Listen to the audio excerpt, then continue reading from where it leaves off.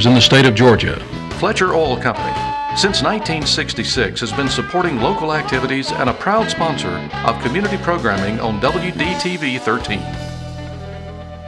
Fletcher Oil Company is a member of the Women's Business Enterprise National Council. McCrary Daniels Insurance Agency.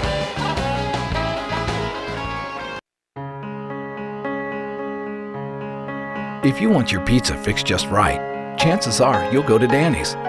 If you're celebrating a birthday, Holtz is probably fixing the cake you'll put the candles on. And if your wedding ring needs an adjustment, you'll find yourself at Crawford Jewelers. But if it's you who needs fixing, it should definitely happen here. Coffee Regional Medical Center in Douglas, Georgia. We fix things better here. Thank you for coming back and finishing our program with us today. Our last guest is Miss Mary Clyde Scott Tanner. She's always going to be a Tanner to me. Yeah. I know she's a Scott, but every time I see her, she's a Tanner. So somebody said the other day, why do you call her Miss Scott? I said, she's Miss Scott, but she's supposed to be a Tanner.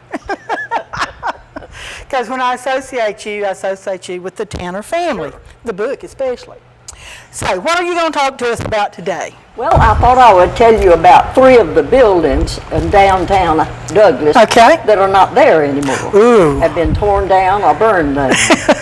So I thought I'd start with the courthouse. Okay. Because the courthouse that is presently there is our 4th courthouse. Oh. A lot of people don't realize that it's that far along, but it is. It's our 4th courthouse. The first courthouse was built not long after the county was created. Coffee County was created in 1854, and not long after that, the wheelers and dealers of the county met out at old Mr. Dan Lott's farm. Oh, yes. To go together and to figure out who they could get elected for the offices of the county, and also to choose a plot for the courthouse, because they knew they had to build a courthouse. So when they got out there and they got to talking to Mr. Lott, they got to looking around at all that farmland, and they said, well, Mr. Lott, how about giving us a little land out here to build the courthouse? It'd be a good site for it. He said, good night, no, only he used strong language. He said, I moved all the way out here to get away from people, and I don't want the courthouse and all those people stomping all over my farm. And so they had to come back into Douglas to figure out a site for the courthouse.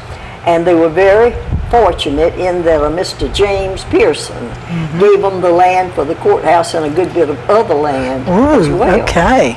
And so that first courthouse was built in 1854-55, and it was positioned across the street from where the present courthouse is, only a little further back into the block. Okay. Because you have to remember that at that time, in 1854, Douglas was not laid out in streets or in blocks. It was like a big plantation or a great big old farm.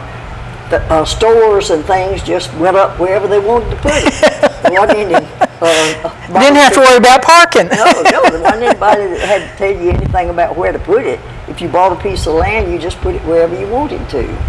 And so they chose the site for the courthouse, and that's where it went up. And they built a deep well in the yard for the town well to have water where the courthouse was. And it's interesting that I'm not sure what time of the year or exactly which year that first court was held. But there's a wonderful description in Ward's History of Coffee County that if you would read for us, tell us all about the court. Big Court sat on the 4th Monday in October 1869. The weather was frosty and fair, the days were warm and the nights were cool. By 10 o'clock in the morning of the first day of the court, people were coming in from all directions, some walking, some riding, some in wagons, and very few had buggies. There was not a hotel in Douglas. A few homes gave meals and lodging, but most people brought their own provisions and cooked it on the ground. They built a fire near the carts and wagons and slept under the carts and wagons. Old man John Spivey, with 10 or 12 little Spiveys, kept a little store right where the present courthouse now stands. He sold gingerbread, coffee, and canned food. At that time, there was not a railroad nor a bridge in Coffee County. When the streams were too full, it was to go around or to go through. Carts and wagons were taken across on flats.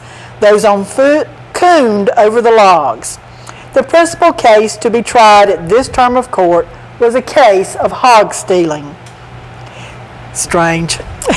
The sentiment against hog stealing, sheep stealing, and cow stealing at that time was very strong. They did not think so much against a man fighting just a little bit.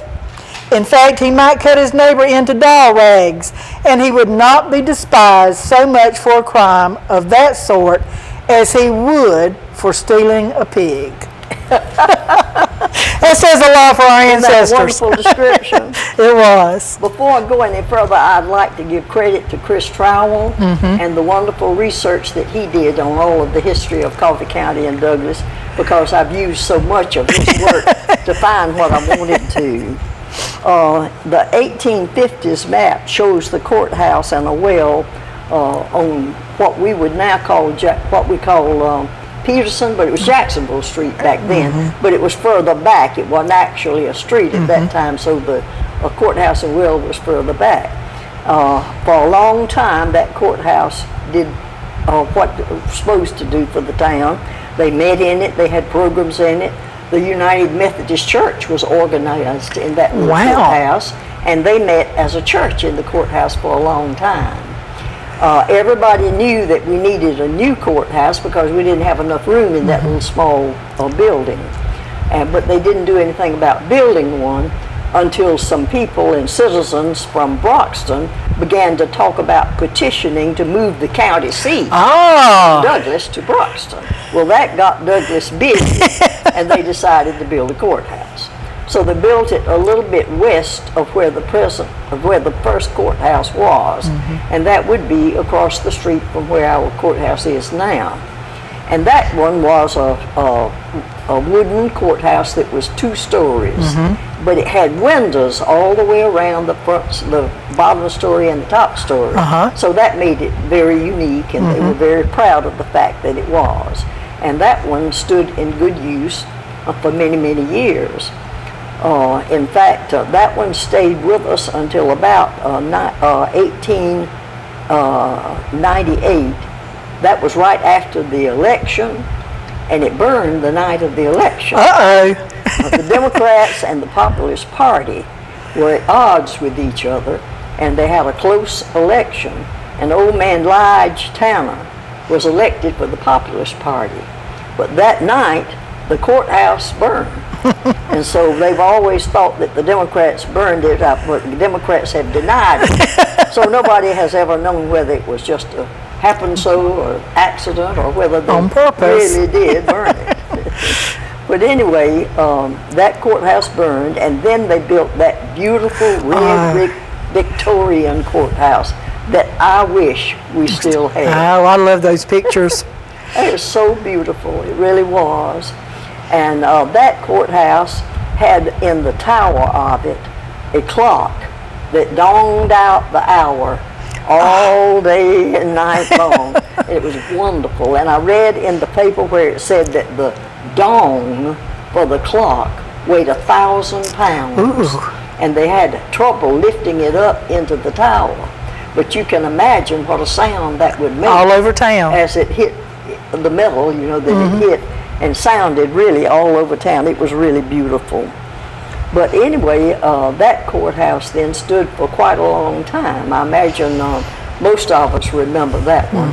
And an interesting thing also was that the jail was on the same grounds as the courthouse.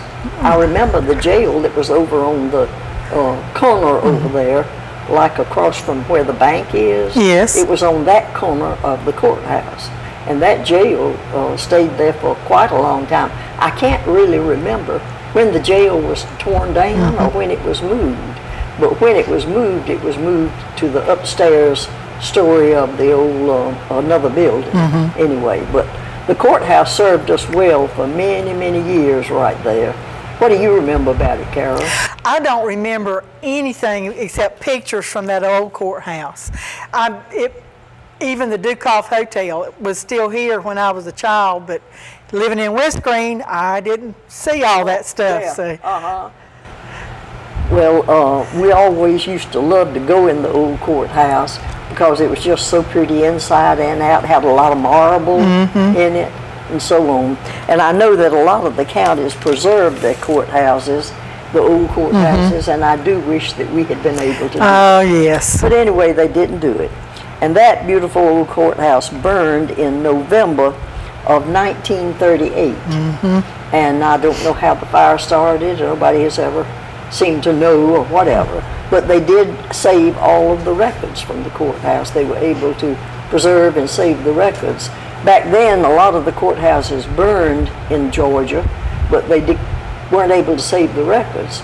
So when you do genealogy research, you have periods of time in certain counties that you have no record, you can't find what you want. But Coffee County was really fortunate in that our records were saved and were not burned with that great. particular fire.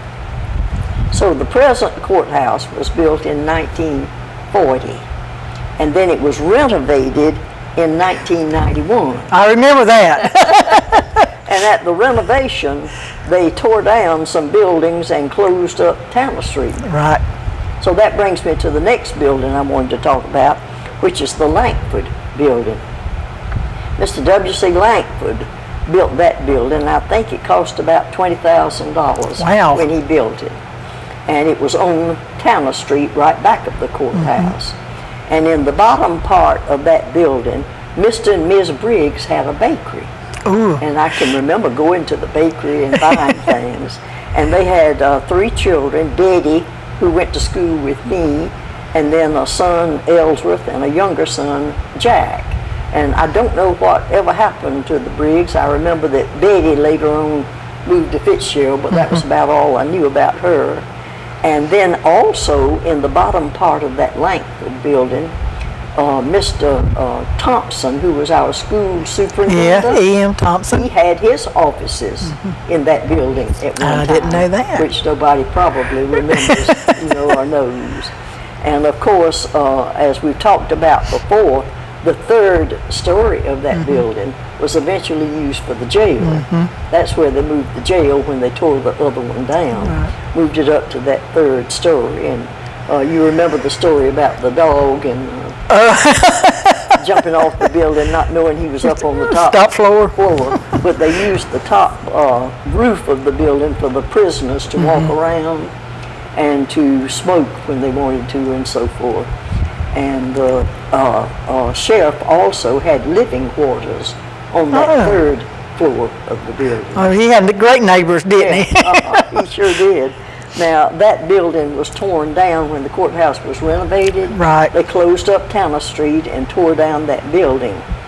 And right back of the building was the old hospital building, Right. which I am so thankful Oh, me that too. was saved. I'm so because glad. it is a really beautiful building. Yes. With the, columns. and It's the just well preserved little inside windows. also. It's good. Yes, it is. It's a lovely building.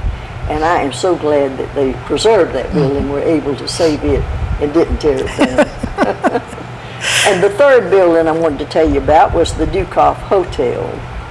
And I think we've mentioned before that the word Dukoff came from the words Douglas and coffee. D-O-U for Douglas and C-O-F-F for coffee. And they called it Dukoff.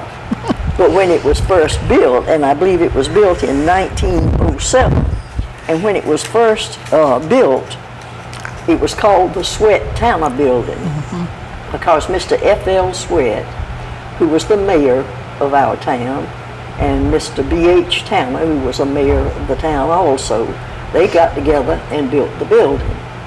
And it was a 4-story building. Now back then, Wow. back then, in that day and time, 1907 when it was built, Douglas really did not need a 4-story hotel. I don't know who they thought was going to be here that much. Maybe they were planning a convention or something. So they just thought we were going to really go in a hurry, I think. But anyway, what they had to do to kind of make it was to rent out the bottom floor. So they had the Citizens Bank in the bottom floor of the building, B.H. Towner was the president of the bank, so he was able to move his bank into that bottom floor. And